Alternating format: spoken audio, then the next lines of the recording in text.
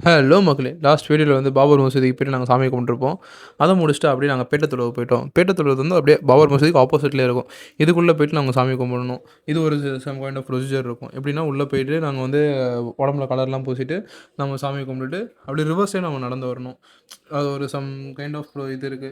ஏன்னா, நம்ம வந்து எல்லாருமே அதான் ஃபாலோ பண்றாங்க. ஆனா, எனக்கு ஏன் நம்ம அந்த மாரி நடந்து வரோம் அப்படின்னு தெரியாது. ஃபர்ஸ்ட் நம்ம உள்ள சாமி கும்பிடுவோம். பேட்ட தொழுவுற இடத்துல ஒரு சாமி இருப்பாங்க. அந்த சாமி கும்பிட்டுட்டு அப்படியே வந்து பார்த்தீங்கன்னா, மேலே இங்கே ஒருத்தங்க இருப்பாங்க.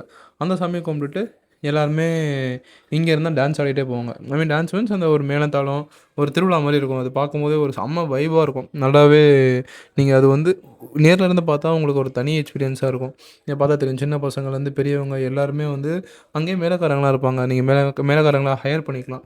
ஹையர் பண்ணிட்டு சம் அமௌண்ட் குடுத்தீங்கன்னா, ஹையர் பண்ணிட்டு இது பண்ணலாம். ஸோ இதெல்லாம் முடிச்சுட்டு நாங்க எங்க இடத்துக்கு வந்துட்டோம். இடத்துக்கு வந்துட்டு குளிச்சுட்டு, பட்டையெல்லாம் போட்டு, "கும்பிடு குடு சாமி தீபாவளி நல்வாழ்த்துக்கள்" அந்த மாரி நானும் ரெடி ஆயிட்டு பூஜை ஆரம்பிச்சுட்டாங்க. நாங்க இருந்த இடத்துல சாம்பிராணிலாம் கொளுத்தி வச்சுட்டு, என் ஃப்ரெண்டு ஏதோ பேய் பிடிச்ச மாரி உட்காந்துட்டு இருந்தான். "என்னடா ஆச்சு?" அப்படின்னு. பூஜை ஆரம்பிச்சாங்களா அதான்னு. சரி ஓகே நம்மளோட ரூட்ட ஆரம்பிப்போம்னு சொல்லிட்டு, பெரிய பாதையில காலையிலே ஸ்டார்ட் பண்ணியாச்சு. பெரிய பாதைக்கு குளிச்சு எடுத்துட்டு, கட்டெல்லாம் எடுத்துட்டு. ஆனா என்ன ஒரு அதிர்ஷ்டம்னு பார்த்தீங்கன்னா, துரதிர்ஷ்டம்னு சொல்லலாம். என்ன வேணா சொல்லலாம். நாங்க போற அன்னைக்கு வந்து பிளாக் பண்ணிட்டாங்க.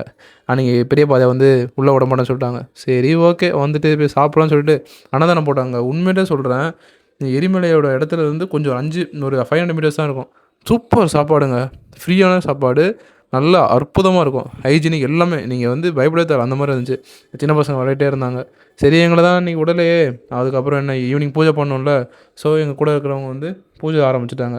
அவங்க கூட இருந்து நாங்களும் பூஜை பண்ணிட்டு, சாமிக்கு வந்து நெய்வேத்தியம்லாம் குடுத்தோம். நெய்வேத்தியம்லாம் குடுத்துட்டு, அந்த நைட்டோட பூஜையும் முடிச்சோம். நைட்டோட பூஜையும் முடிச்சுட்டு, ஆஸ் யூசுவல் அன்னதானத்த போய் பார்த்தோம். ஆனா எங்களுக்கு மத்தியானம் சாப்பிட்டது வயிறு ஃபுல்லா இருந்துச்சா, ஸோ அதனால நாங்க அன்னதானத்துக்கு போல. ஒரே கலர்ஃபுல்லா இருந்துச்சு. எல்லாமே லைட்லாம் ஃபிட்டிங்ஸ்லாம் இது பண்ணி ரொம்பவே சூப்பரா இருந்துச்சு. நாங்க அங்கேயே உட்காந்து இங்கேயும் சாமி கும்பிட்டோம். சரி சபரிமலைக்கு தான் ஐ மீன் அந்த பெரிய பாதை க்ளோஸ் பண்ணிட்டாங்கல்ல. ஸோ நாளைக்கு காலைல 7 மணி தான் இது பண்ணுவாங்க. ஸோ சாமி கும்பிட்டுட்டு போய் சீக்கிரமா தூங்கிடலாம். நாளைக்கு காலைல கொஞ்சம் 5 மணிக்கே எந்திரிக்கணும். ஸோ அதனால நாங்க என்ன பண்ணோம், இங்க வந்து பூஜை ஆரம்பிச்சுட்டாங்க. எரிமலையில இருக்கிற கோயில்லயே. அந்த கோயில்ல நாங்க சாமி கும்பிட்டுட்டு, சரி நாங்களும் ஒரு பூஜைய முடிச்சுட்டு, இன்னைக்கு டேவ இதோட சைன் ஆஃப் பண்ணிட்டு, நெக்ஸ்ட் பார்ட் 4ல உங்க எல்லாரையும் சந்திக்கிறேன்.